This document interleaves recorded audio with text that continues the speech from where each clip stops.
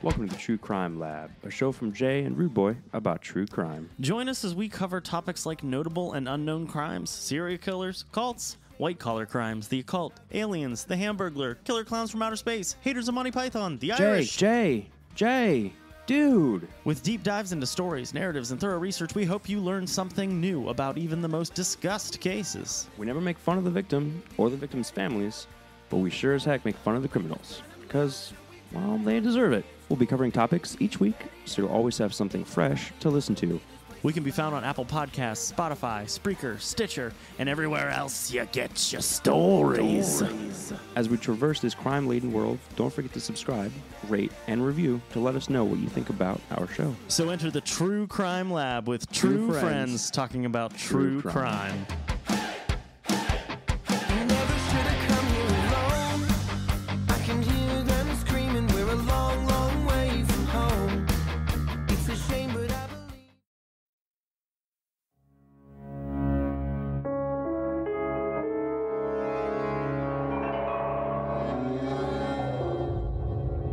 This is True Consequences, a true crime and mystery podcast with stories based in New Mexico in the American Desert Southwest.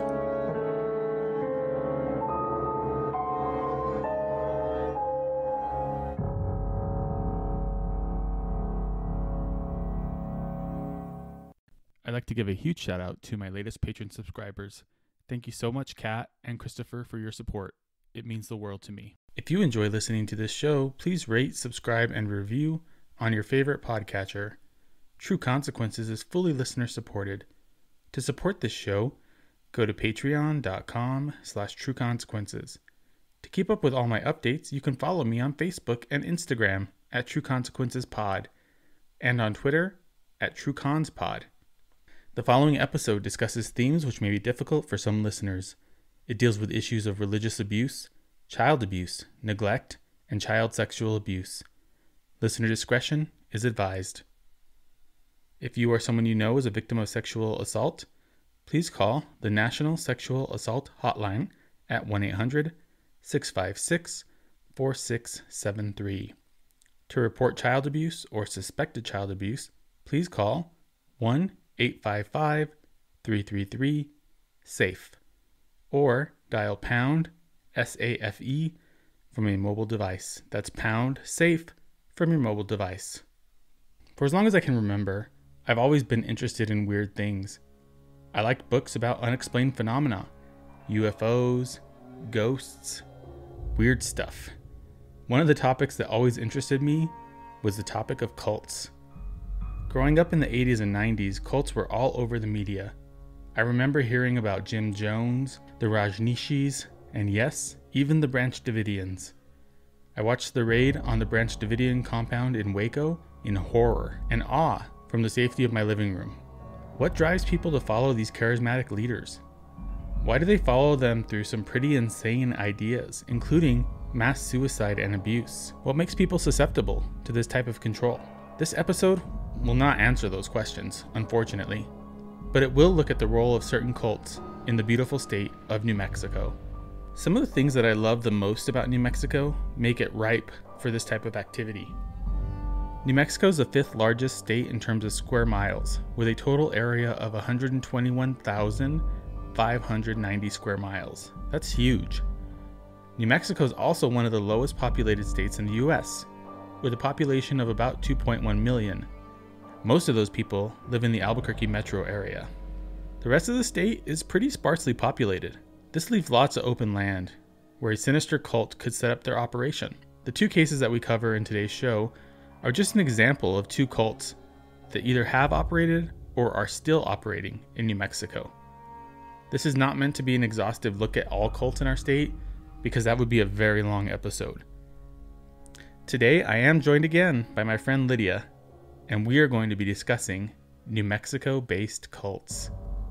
I am Eric Carter-Landin, and this is True Consequences. So, hi Lydia. Hello, Eric. Thank you for having me today. Yeah, you're welcome. Hey, I want to say thank you for connecting me with Edna and really just trying to help me with Jacob's case. It means a lot to me. I wanted to do this publicly on the show because you're just a really good friend, and I want to say thank you. That's very sweet. And I'm here to continue to help. Our fight isn't over. Right. We're still going to work on it. Yeah. Next step is the Attorney General, I think, right? Yep. So today I invited you over to talk about crazy, creepy cults. Insert sound effect. Creepy, spooky sounds. Creepy music. We should do that. That'd be cool. Yeah. So New Mexico is pretty ripe for this kind of activity. Yes. I might have stole your thunder here a little bit, but no, please. It's interesting how many cults there are here and that have been here, and how many cult leaders have been here. There's so many, like we could probably do like 3 or 4 episodes about cults. Yeah. Just in New Mexico.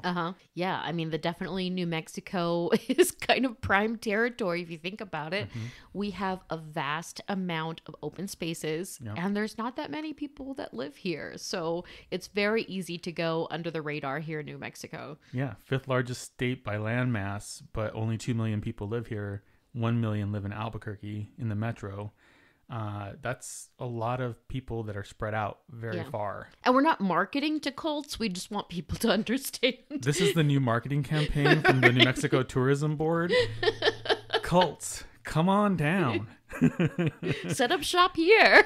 Well, and I think part of like the theme of what you see with cult leaders is they don't like to be called cults. They like to, they prefer the term sect or like other terms like that. So, right. Even though we call them crazy, creepy cults, they probably would be offended by that. I mean, if the shoe fits. Oh, I'm so glad you're here. You're going to be very prominent in season 2, I think. You're going to be at least 4 or 5 episodes, maybe more if I can swing it. Yeah. I mean, I'm going to do my best. You're basically a co-host at this point. I'm just basic. That's it. Well, we know that. So I'm going to go ahead and go first if you're okay with that. And I'm going to talk about the Lord, Our Righteousness Church. I don't know if you've ever heard of them, but they are pretty crazy, pretty creepy, pretty culty. Say it in the voice. Crazy, creepy cults. Everyone hates me now. I lost all my listeners. They're all How do I delete this file? Block, unfriend, unfollow. So the setting for this story takes place in Clayton, New Mexico. Have you ever heard of Clayton? I have. It's a teeny tiny town in the northeast corner of our state, and it is the county seat for Union County, which both of us thought that had something to do with Billy the Kid, but I haven't been able to find any evidence that that's true. So maybe we're both wrong. I know Lincoln County definitely. Fort Sumner has a museum for Billy the Kid. That's right. So it's a county seat for Union County. The town sits in an area of New Mexico known as the Eastern Plains, and it's the part of the state that becomes more flat, starts to resemble West Texas or Oklahoma. Clayton is only 10 miles from the Texas state border and 11 miles from the Oklahoma border. The city of Clayton has a population of about 27 to 2,900 people, just depending on what website you're looking at. And in the outskirts of this small town, one of the most infamous cults in New Mexico and the U.S. based their compound. They called it Strong City. Strong City. The cult would be known far and wide because of the devious deeds of its leader, Wayne Curtis Bent, or as his followers know him, Michael Trevesser. Why do all the more devious people have 3 names? John Wayne Gacy? I don't know, Eric Carter-Landin says, nervously. Yeah, John Wayne Gacy. Who else do we have? We have... Who assassinated JFK? What was his name? Lee Harvey Oswald. Yeah, there's a lot of 3-namers. The guy that assassinated Lincoln. Mm-hmm. What was his name? I can't remember now. Sorry, go ahead. Let's pretend like we know things. Okay. Well, we don't. We don't know anything. Google. Wayne Curtis Bent, or Michael Trevesser, was born May 18th, 1941. I couldn't find where he was born. I looked everywhere. I don't know. But he did have a troubled childhood like most cult leaders do. He lost his mother at a very young age, and according to him, he was kidnapped and molested as an adolescent, he says, by a homosexual. So I know, Lydia, that you're an LMHC, which is a licensed mental health counselor. Correct. So can you talk a little bit about, because I was thinking that the idea of sexual abuse can sometimes be more about power and control and less about attraction, but I think you said there is some of that attraction involved in it as well. Yeah, and so we can only really go off of reports of people who self-identify as, essentially child molesters. And they have shared that although they themselves may have been abused in the past, that as adults, they do say typically that they have sexual attractions to children. Yeah. But you talked about him identifying his abuser as a homosexual. And I just want to highlight that is often used as a scapegoat. Homosexuality is often used as a scapegoat for those who perpetrate against children as a way to somehow explain the abuse. And those are two separate things. And the DSM used to identify homosexuality as a mental health disorder. But obviously we know now that that is completely not true. Those two things are not the same thing. You can be gay and you don't molest children, a lot of people, so I just want to make it very clear that that is a common scapegoat of people who already hold anti-LGBTQ sentiments, is that they try to say that they are somehow more deviant or more likely to be deviant. I think some of the themes that you see with cult leaders, and this is just me being an armchair expert, not really somebody who's been educated formally in mental health, but you do see a lot of narcissism in those types of people, and in abusers in general. I think you see some of that narcissistic personality disorder. This is just me saying things that I know nothing about. By the way. I think you're absolutely right. I wouldn't be surprised if a lot of them, if they were to actually submit to a diagnostic, biopsychosocial exam, whether or not they are diagnosed with narcissistic personality. And so a personality disorder is very different than, say, for example, like your depression or right, like it's viewed very differently and very difficult to treat. Sure. I wouldn't be surprised if they had narcissistic tendencies or oppositional defiant tendencies where they distrust authority figures. And maybe, like you said, it goes back to their past of where the authority figures failed them when they were children. Yeah, absolutely. So that was a nice little rabbit hole. Thanks for going down that with me. I'm just going to carry on with his story. In adulthood, he became a Seventh-day Adventist preacher and was divorced twice. And in the late 80s, he denounced his faith and decided to forge his own path. He said, "I began to hate life and see most human beings as disgusting in their lusts and their behaviors." He brought several members of his church with him, and they settled in Idaho for nearly a decade. It was then that Michael moved the entire organization to just outside of Clayton, New Mexico. And again, like I said, they named their compound Strong City. It was just a bunch of trailers on a dirt road. Let's be honest about that for a second. It's not really a city. Well, I mean, I can't judge. We're from Socorro. That's you just described Socorro. I mean, that's my neighborhood that I grew up in, basically. That's where I live now, basically. According to Michael, he had a spiritual experience in June of 2000. He states that he was sitting in his chair in his living room, and he claimed that God said to him that he was the Messiah. Naturally. Right. He says, and I quote, "I am the embodiment of God. I am divinity and humanity combined." God saw that trailer and was like, "This is my guy. This is the dude. I want this guy." Number one sales. Right. I mean, that's how it works. Yes. Shortly after this is where it gets kind of weird. Two women in the cult came up to him of their own will, allegedly, and claimed that they both wanted to be with Michael sexually. Allegedly. Not just that, but God had commanded them to do so. God's like, you better sleep with this guy or else. Why does God sound like an office manager? He's Michael Scott. Oh, no, he's Toby. He's Toby. I mean, I don't know which God they're talking to, but that just seems a little out there to me. Absolutely. So, get this. Michael then approached their husbands. Yes, they were married already, and convinced the husbands that it was God's will that these two married women be with him now. That takes some cojones. Yeah. Like, he took those huevos and was like, y'all. Hey, I can't do anything about it. This is what God said. God told me. So you're gonna be mad? He actually did say this. If you're mad, take it up with God. Put it in the suggestion box. Just say a little prayer. Tell God how mad you are. I'm going to go bang your wife. Say a little prayer for me. Don't do that ever again. Forever and ever. Stop. You stay in my heart. Oh, and there's the rest of my listeners leaving now. So Michael... Because they're so happy. Shortly after this, Michael dissolved all marriages within the cult. Members were expected to change their names and give everything that they owned to the cult. Naturally. I like how he just walks in like, your marriages are dissolved. They no longer exist. Yep. This is my legal authority. Your wife is my wife now. Yep. God said. Peace out, homie. You want to take it up with God? Yeah. HR. Yeah. Call HR. Call Toby. Call Toby. Call Kelly in customer service. Hi, this is Kelly. People who don't watch The Office don't know what we're talking about. And they hate us even more. Yeah, that's okay.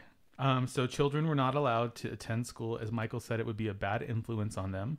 Aside from cult indoctrination, there was no formal education for the kids in this cult. No book learning. None at all. Did they go visit the giant life-size ark, though? I couldn't find anything that said that, but maybe. Okay. Yeah. It was really sad because one of the boys in one of the documentaries I watched, he was making all these like models of the planets out of clay, and they were really good. They looked pretty close to what the planets actually look like. The interviewer asked the kid, he's like, so if the world's going to end, which I haven't gone to that part yet, but basically they believe the world's going to end, then isn't it kind of pointless to spend time learning about the planets? And you could actually like watch the kid's brain breaking in front of your eyes. It was really sad. He was like blinking a few times and he just sat there quietly and he's like, yeah, I guess it is kind of pointless. And then like you could just see like all his hopes and dreams shatter. It was really sad. Oh my God. It was really sad. It was heartbreaking. Yeah, it was horrible. Felt really bad for this kid. And See, don't learn about science. I'll continue. Science is the devil.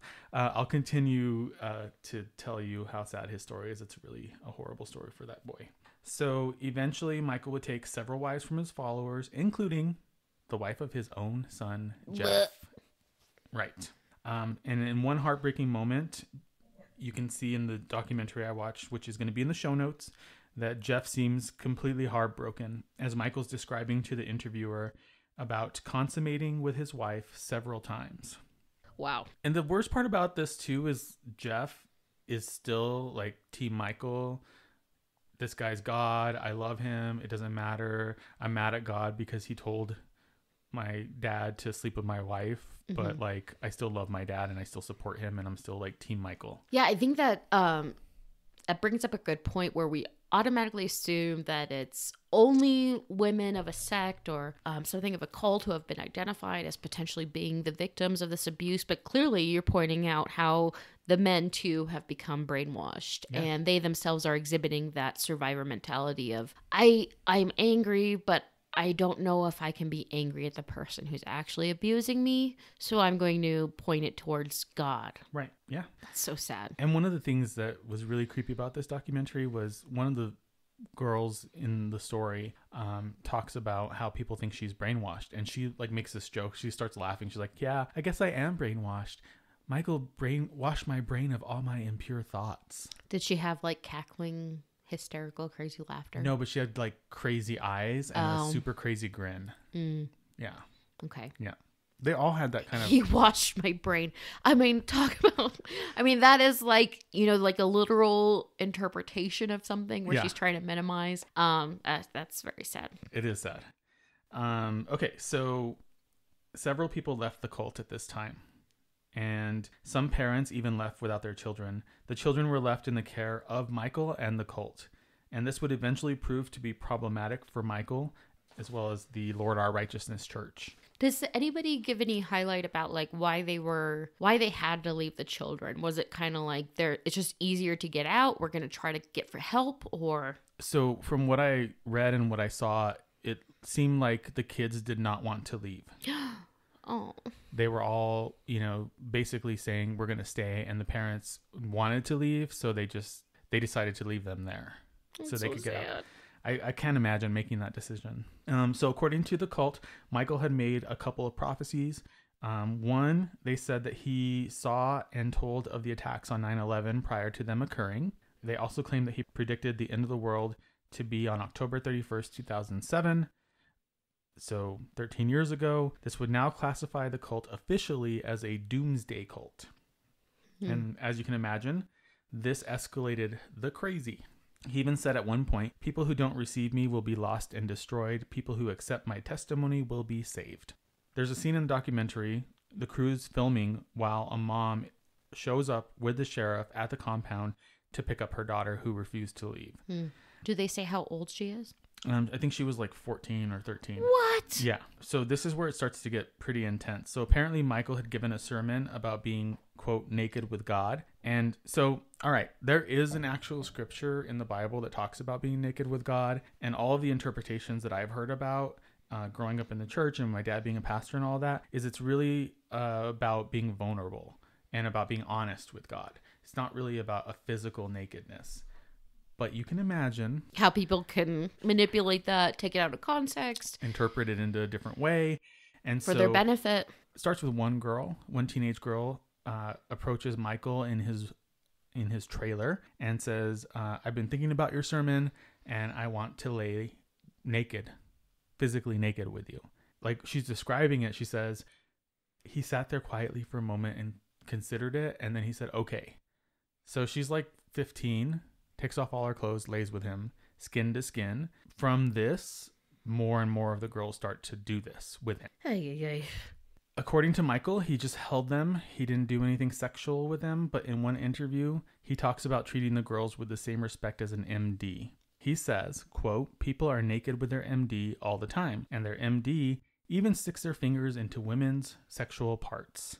End quote. Insert vomit here. Yep. That's disgusting. Wow. That's a stretch, bro. Like, you are comparing yourself to a medical doctor, and that relationship is somehow more nefarious than what you were doing with these little girls. Yeah, no, thank you. Well, I think it says a lot about his mental state that he equates that with sexuality, you know, like in his mind. I mean, I don't know that he does, but it seems like that's what he's doing. And yeah. It seems like I'm healing them. Yeah. It's a gentle healing touch. It's not an old ass dude embracing a naked teenager. Yeah. What a creep, right? One of the crazy things he did was he announced that he would require 7 virgins to conduct a ceremony that would help usher in the end of days.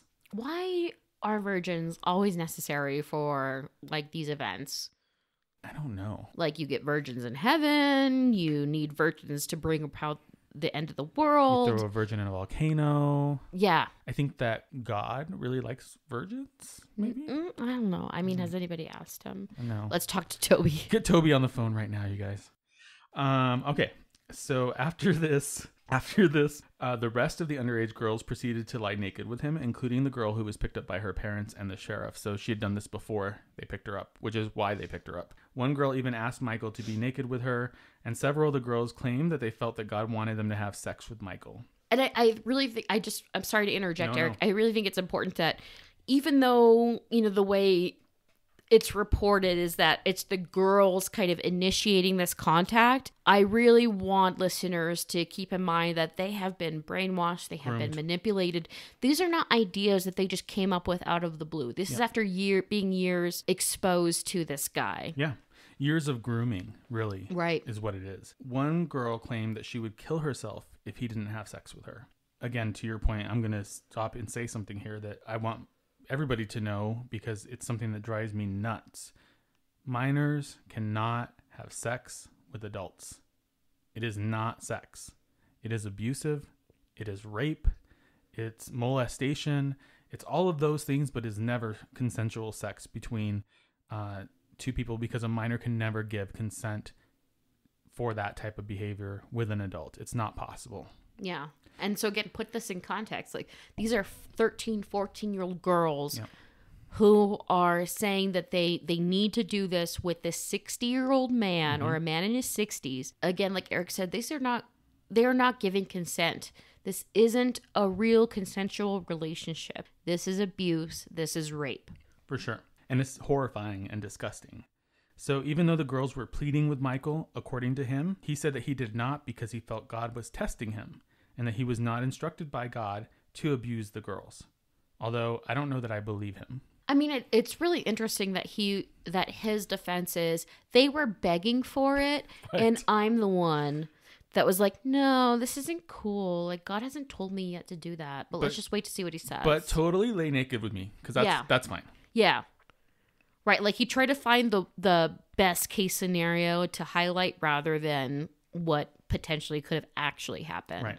So around this time, John Sayer, a former member of the cult, left the cult with his wife and 2 daughters. He became very concerned when he heard Michael talking about sleeping with the 7 virgins from the ceremony. So again, this contradicts what Michael is saying, because he's talking openly to the cult members about actually sleeping with these girls. He told Bent or Michael that it was wrong, and they left the compound as a family.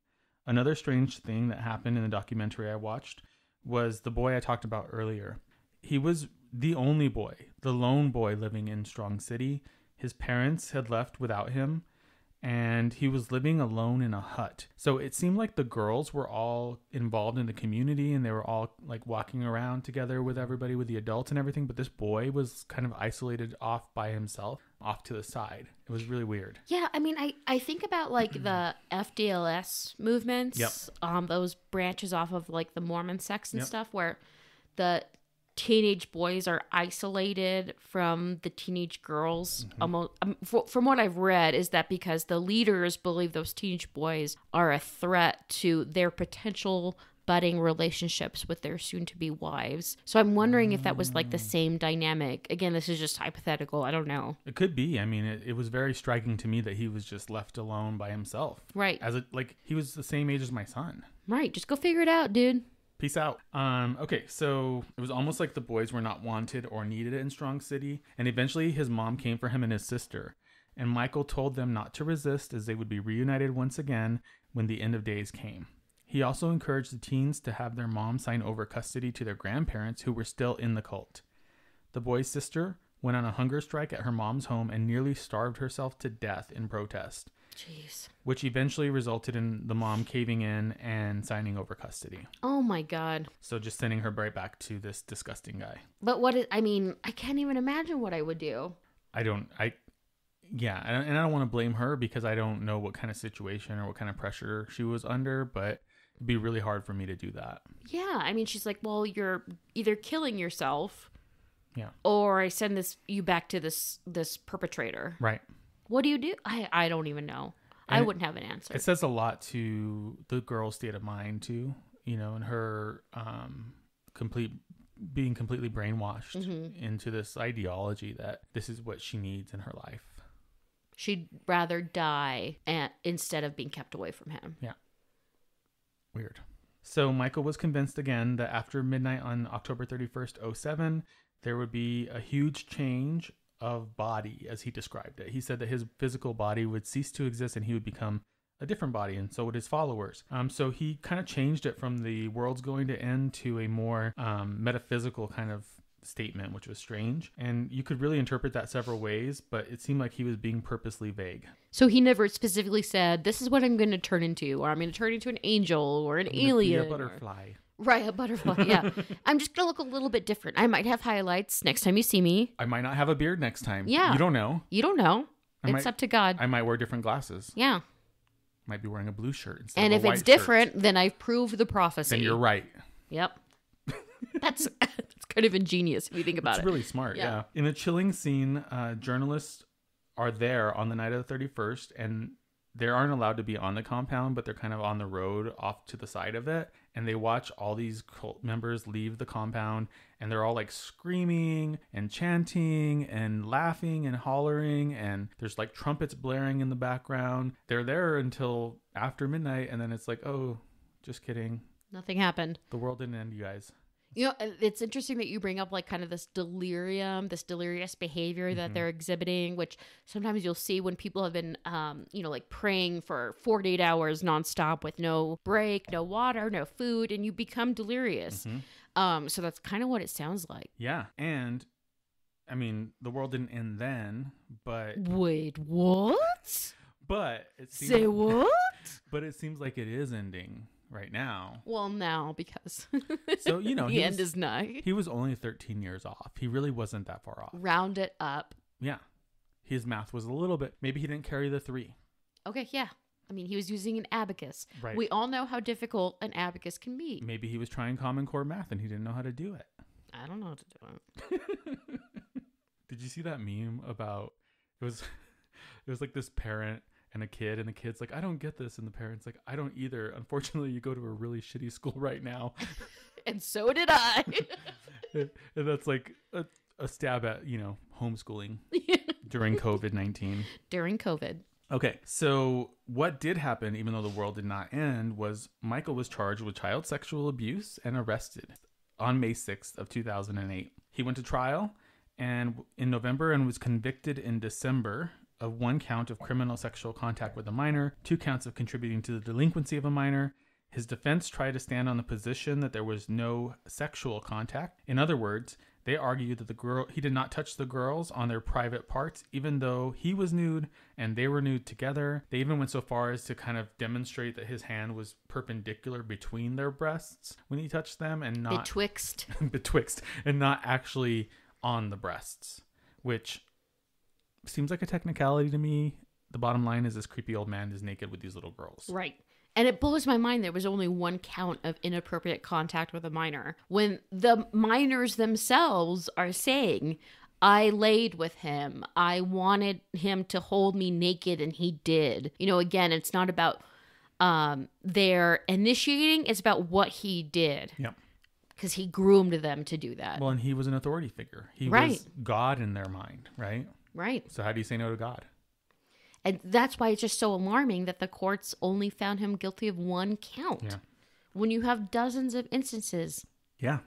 that he himself admitted. Yeah, no, he was totally open about it, and so were the girls. They were on camera. Well, they weren't on camera, but you could hear them during the trial. And one girl was even like, they asked her if he touched her, and she said yes, but not directly on the breast. Like, Oh, she was coached to she say was something. totally coached Yeah, to that's say not- that.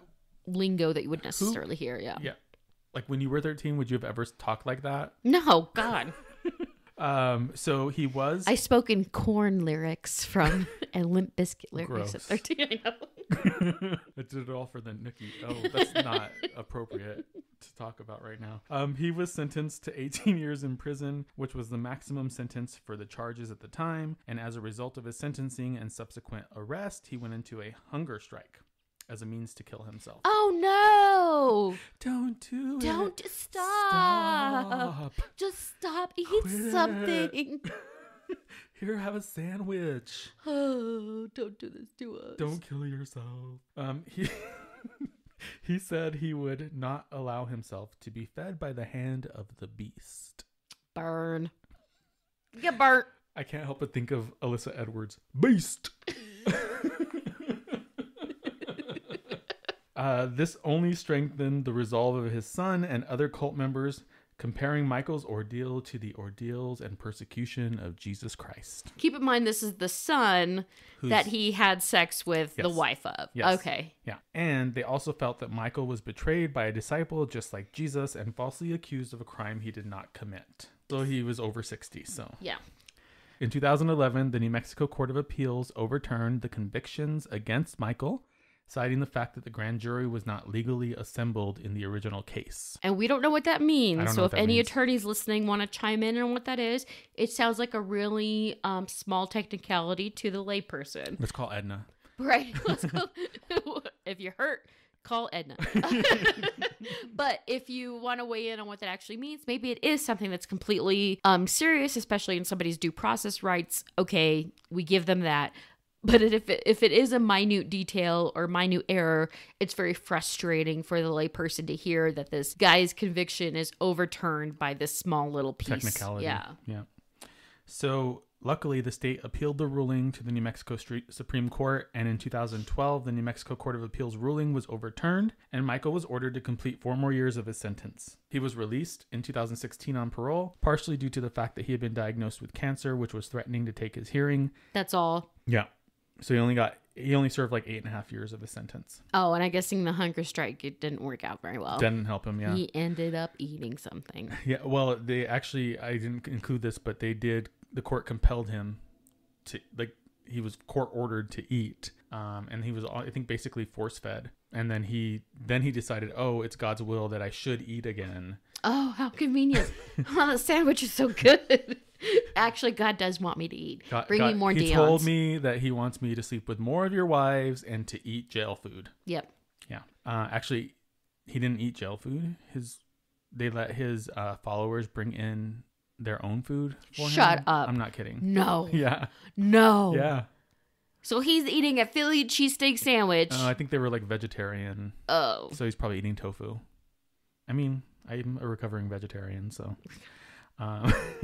So today, all the websites that were owned by the cult and by Wayne or Michael are offline, and there's been little mention of the group in the media since 2017. They seem to have just kind of fallen off the map. So he's probably still alive. Mm-hmm. The group is probably, I'm just guessing, still functioning. Mm-hmm. They've probably just learned to go deeper under the radar. Yeah. That's what I'm assuming. Yeah, which, I mean, if he is a pedophile and a child abuser, he's probably not changed either. No. Maybe he just kind of increased his control and his brainwashing efforts to make sure that the word doesn't get out again. Yep. A lot of the things that I referenced and I researched with will be in the show notes. So if you're interested, you can find them on trueconsequences.com for this part, as well as for Lydia's cult that she's going to cover. And yeah, so Lydia, I think it's your turn to talk about your crazy, creepy cult. Thank you. So I'm going to be talking about this very unique situation. And I'm going to preface this with, this is all based on allegations. I'm saying that because this group is still very active. They still have a website. They still have a presence here in New Mexico. They are still fighting legal cases, and they have very powerful attorneys behind them. So I don't want to be slapped with any sort of a libel lawsuit. Her name is Lydia Wohlberg. She lives at... Oh, sorry.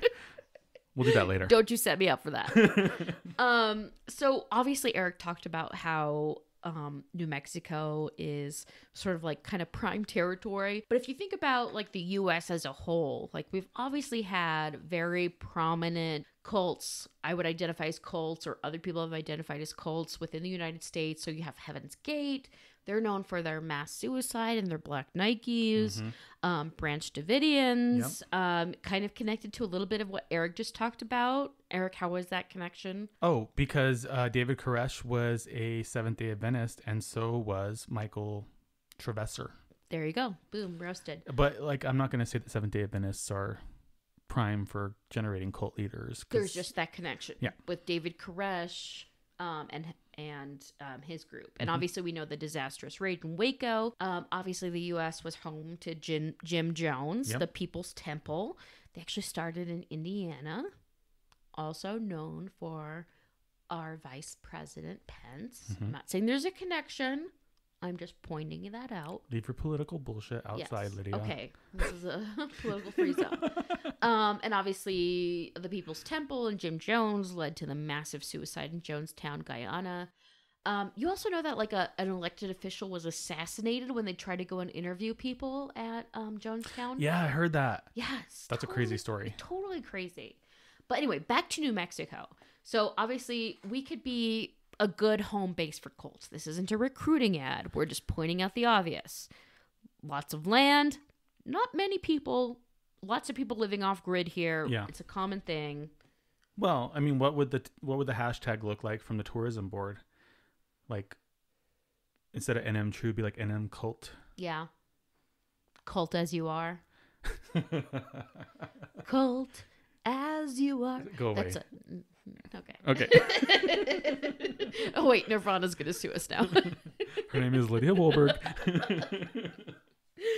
So I'm gonna talk today about a cult who actually ended up settling here in New Mexico, near Gallup, New Mexico. And so this cult may not be very well known, but they're still definitely important, and they're still very active, and they have a lot of current litigation going on. May not be as well known as the Manson family, but they still allegedly carried out some unspeakable crimes, and they're known as the Aggressive Christianity Missions Training Corps. So they started around 1981, 1980 in Sacramento, California, and their original name was Free Love Ministries. That sounds nice. Yes, right? Sounds innocuous, safe. Sounds like Woodstock. Right, Woodstocks. They created a hierarchy similarly to, the military. So people were identified as generals or colonels. And according to the Cult Education Institute, the leaders, Jim and Lita Green, they started out as colonels, and now they're considered brigadier generals. And they are the main leaders of this group now. So they taught that Christians may have demons living inside them. And so in my research, I had a hard time understanding what the actual teachings were. So bear with me. I'm going to summarize what my interpretation was. So if I'm wrong, I'm wrong. You can comment and edit as you see fit. But my understanding is that they taught that there was these demons naturally living inside your average Christian. And it was incumbent upon that Christian to practice and have a devout faith to keep these demons at bay. And whatever bad behaviors came out, that was the demon coming out. And essentially, humans were considered the food of Satan. So Satan was swooping up all these souls for himself, and their goal was to eradicate that. And that they were God's army. They were here to annihilate anybody who was a threat to their preachings, to God. So sounds pretty chill. Yep, super chill. So chill, in fact, that the Southern Poverty Law Center identified them as a hate group because they espouse a lot of anti-Semitic, a lot of anti-LGBTQ sentiments. Again, they would say like those are manifestations of ungodly behavior. Cool. So according to the Cult Education Institute, the second unbiblical teaching, and they called it unbiblical, meaning like they considered other teachings to be biblical, but they were unbiblical, by starting what they practice, the manifest sons of God, the dominion, the kingdom of now. So as a result of this teaching, people were committed to aggressive Christianity and encouraged to be part of a man-child company, or the overcomers. So other groups involved with this teaching, they believed that there was an elite group of people, and their job is to overcome the enemies of Christ. And so it would manifest in different names. So man-child company, the overcomers, their job is to overpower and annihilate the enemies of Christ. So the name of the group, Aggressive Christianity Training Corps, obviously they had this prior name.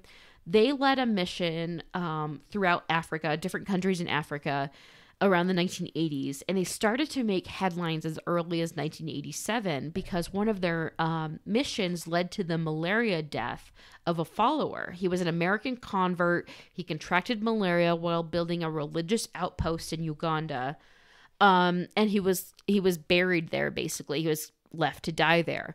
The leaders of the group kind of washed their hands of it. They left it to the family of the convert and the U.S. government to figure out what happened to him and to try to bring his body back to the U.S. That's so shitty. Yeah, they were just like, not our problem. Sorry, bro. Right. So he's building this religious outpost that they called it, which again has kind of militaristic undertones to it. And he contracts malaria. He gets really sick. He dies there. His family in the U.S. is like, bring our son back. And they're like, it's not our problem. So the family then had to coordinate with the U.S. government. I'm not sure if they were ever actually able to bring his body back. So the cult actually started to move around the United States. They try to hide their names. They try to hide their leaders because a former member began a lawsuit against them around the late 1980s. And she was alleging abuse in this lawsuit. So according to the Sacramento Bee, a 39-year-old Sacramento woman sued the Free Love Ministries, claiming that the unorthodox Christian group held her captive for 6 months. They took away all of her possessions, she alleged, turned her family against her. Also, she allegedly had to sign over her home. She unknowingly gave up legal custody, and she unknowingly agreed to a divorce during what she called her captivity. Holy So, cow. yeah, she highlights all these really egregious abuses in her lawsuit. So, during that time, she alleged that her diet only consisted of one small peanut butter sandwich that was stale. She said that for 6 months, she wasn't allowed to bathe. She had no access to hot water. She didn't commonly have access to a bathroom. They kept her in a shed. She says, I was afraid to walk away. They told me this was my last chance. And if I didn't stick it out, I'd go to hell. She says, I was just mentally under control. She said, I guess you'd call it brainwashed. So eventually she was granted a judgment from the courts for her lawsuit. And because of this judgment, they continue to try to thwart any sort of identifiers from the federal government because they didn't want to be held accountable to this lawsuit that she won. She later shared that she was held in a 5 by 12 foot wooden shed with a low ceiling that prevented her from standing up straight. The other women would sometimes have to share the shed. Ending her marriage was considered a test, and that she blindly signed over custody of her children. So they continued, the group continued to try to fly under the radar again to avoid this lawsuit because they didn't want to have to actually answer to any of her allegations. But they started popping up around Las Cruces, New Mexico, and El Paso, Texas, which other reports indicate that they were trying to recruit there.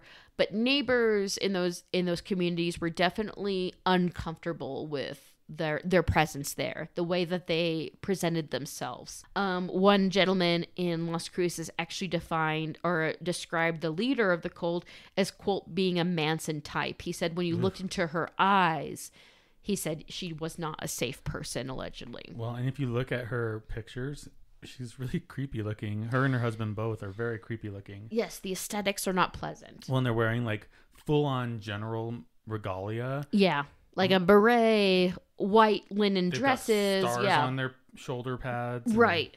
Patches on their arms. Right, as if they fought some sort of battle.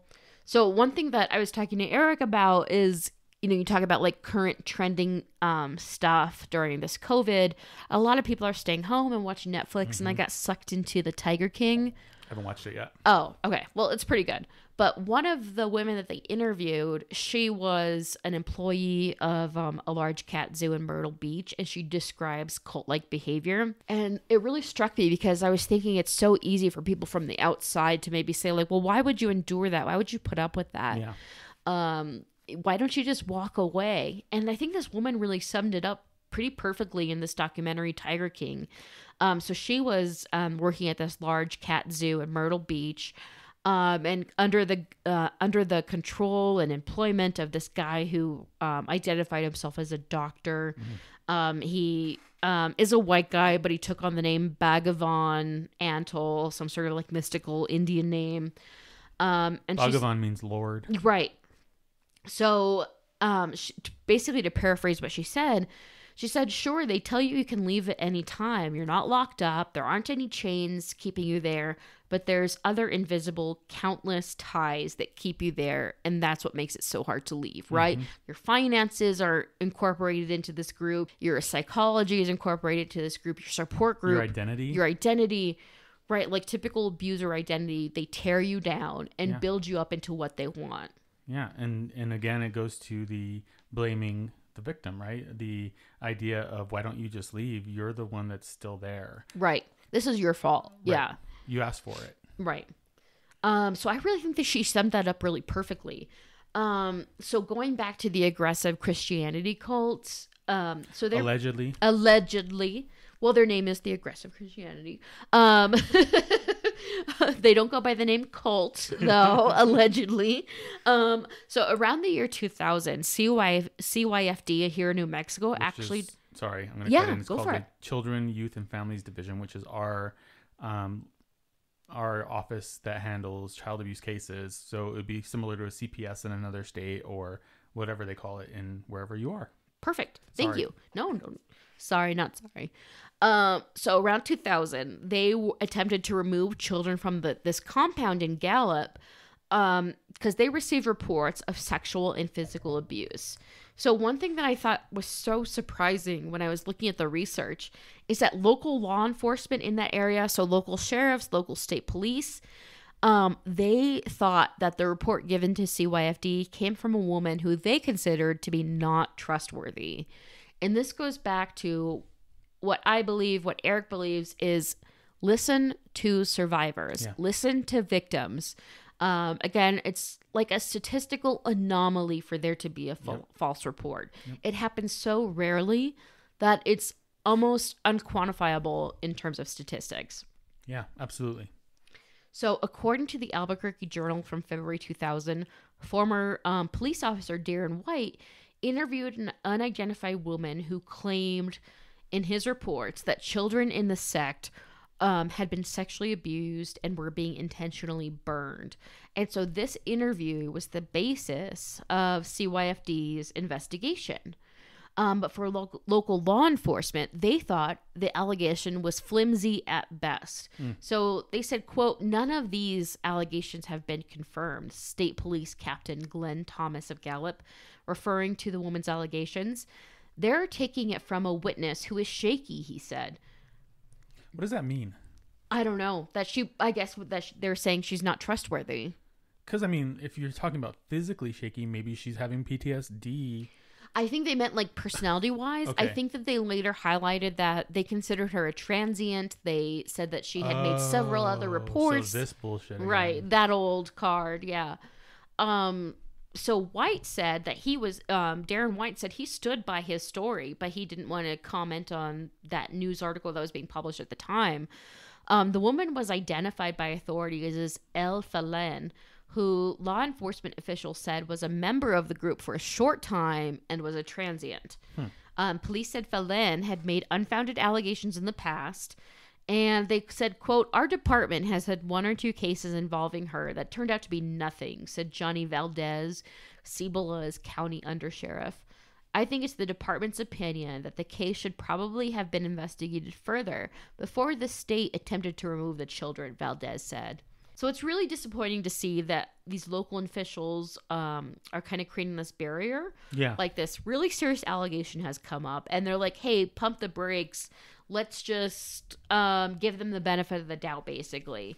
I understand investigating further, but when something as serious as child abuse, child sexual abuse is being raised, it's kind of an expedited thing. And we also know there's a critical moment of where you legally should be authorized to interview children separate from their potential abusers in order to determine if there is any sort of authenticity to those allegations. Well, and I think the state really has a track record of not taking allegations of child abuse seriously until it's too late. Right. That's been the theme of this whole season so far.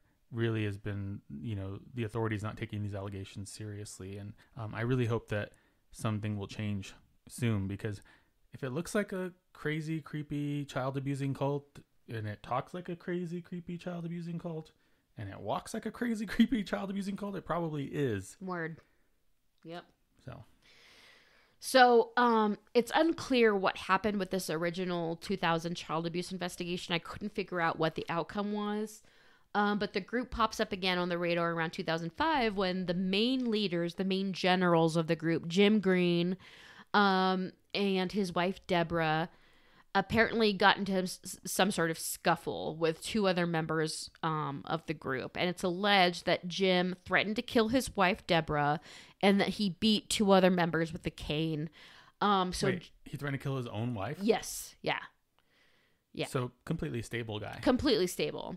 And so Jim Green is arrested, but according to a sergeant with the Cibola County Sheriff's Department, there's no evidence of any criminal activity by the aggressive Christians, and Green has always been cooperative with authorities. Okay. Right. So according to the Albuquerque Journal, Green was released. He apologized to the members that he allegedly beat, and everything was hunky-dory. Hey, bro. Sorry I kicked your ass. Yeah. We good? Yeah, we good. Hug it out.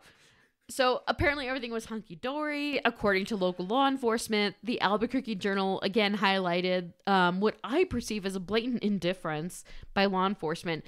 They said, quote, the group claims to be devoted to the Bible. They're vegetarian.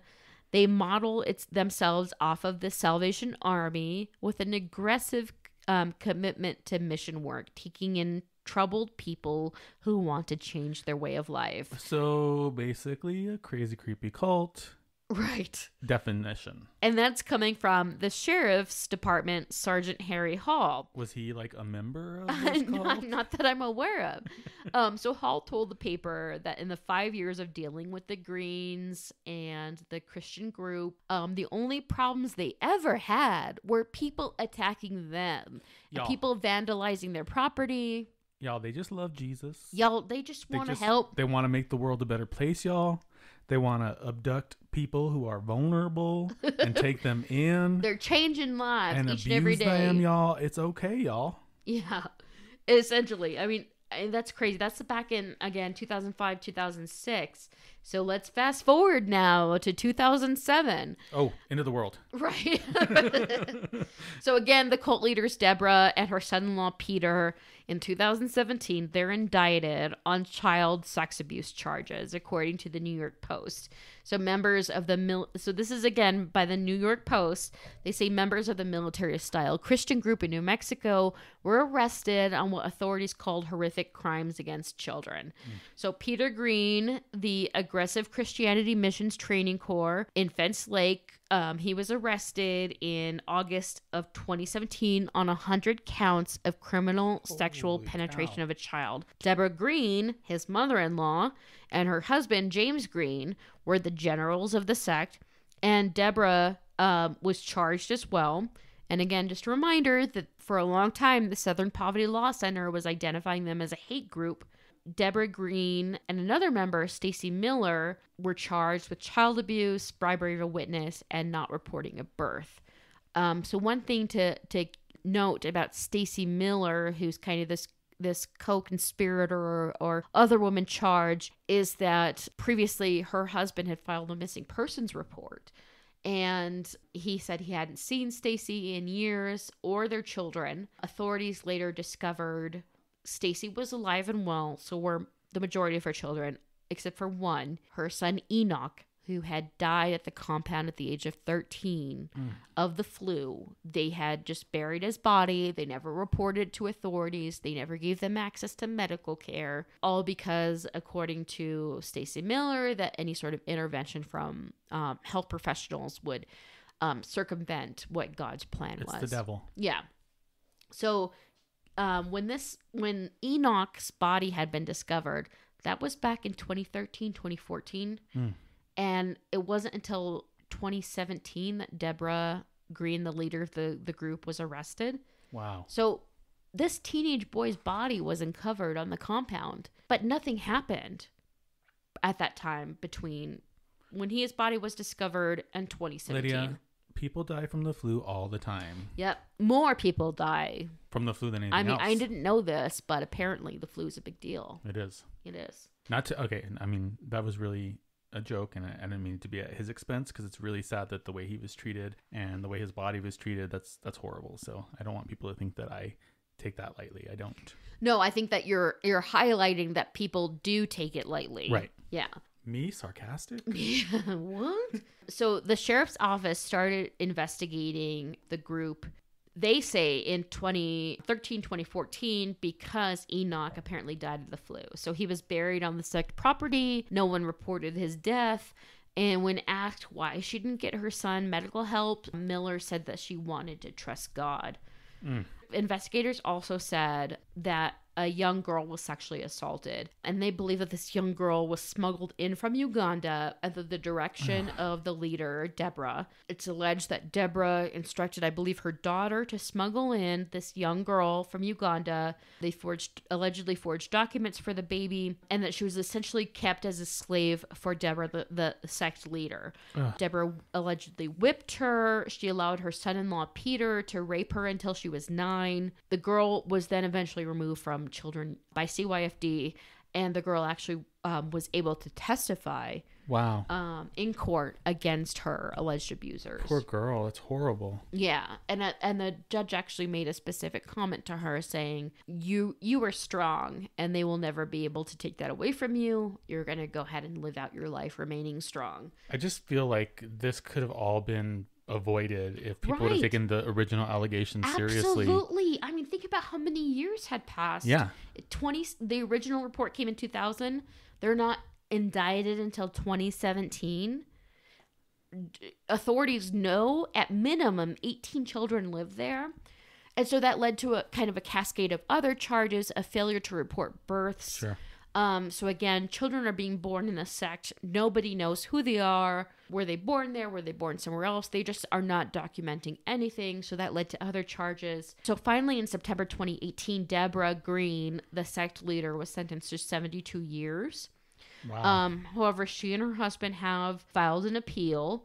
They're requesting a new trial, citing what they believe is a huge error in the state's case, saying that the interview done with the young girl from Uganda in 2006, quote, lawyers say a 2006 psychological assessment of the girl from Uganda showed no signs of psychologically being traumatized or depressed and denied abuse. So in March of 2020, which is very recent, Stacey Miller... That's right now. Yes. Stacey Miller was... she pled guilty and was sentenced to 9 years in prison in connection to the death of her son, Enoch. Oh, that's horrible. Yeah. So that's where we're at right now. So right now, the leaders of the sect are actively fighting their sentence, while some of the lower level people have accepted their sentence. And that's why we are a little bit more cautious with this segment, just because this is an active case. Sure. And forward. they're still operating as a religious, quote, organization. Exactly. Their website is live. Oh, there's a lot of information about them online, and I would have never even really known about it until Eric suggested we start looking at this activity in New Mexico, cult activity in New Mexico. Yep. That was a crazy story. I know. And it's still ongoing. It's going to get crazier, I bet. Yeah. So I think it's definitely, if we can impart anything on our listeners, is listen to survivors. Yeah. Don't discount what they say. As crazy as a story might sound, hey, we know now that stuff happens. Oh, yeah. People could easily get sucked into a crazy, creepy cult. Mm-hmm. And they're here in New Yep. Mexico. Yep. So I guess I would just say, stay safe, New Mexico. And don't join any crazy, creepy cults. Even though it's easy to here in New Mexico. And even if they wear cool uniforms with hats. And wash your damn hands. Wash your hands. And also stay home. And don't cough in people's faces. And don't cough on groceries. And don't be a jerk. Yep. Okay, bye. Thanks again for listening to True Consequences. Follow us on social media. On Instagram and Facebook at True Consequences Pod. And on Twitter at TrueConsPod. True Consequences is hosted, written, and produced by me, your host, Eric Carter-Landin. Thanks for listening, and stay safe, New Mexico.